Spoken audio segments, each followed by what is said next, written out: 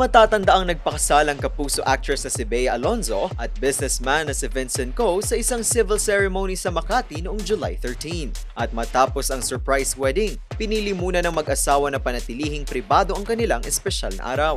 Ngunit makaraan ng isang buwan, nagsalita na si Bea tungkol sa kanyang buhay matapos ang kasal. Ayon sa aktres, malaki na ang pagbabago sa kanyang araw-araw na buhay lalo na't magkasama na sila ng kanyang asawa sa isang tahanan. Anya, masaya siya sa kanilang bagong routine at lalo raw naging espesyal ang paggising araw-araw na katabi ang kanyang asawa.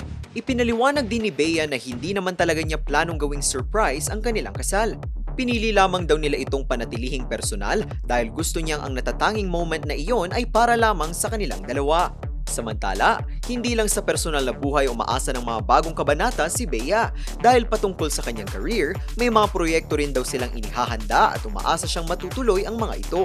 Pagdating naman sa pagbuo ng sarili nila ng pamilya, ibinahagi rin ni Bea na mas pinahahalagahan na niya ngayon ang pagpapanatili ng enerhiya at kalusugan para sa mga susunod pang yugto ng kanyang buhay. PJ Apuyod, Nation on the Move.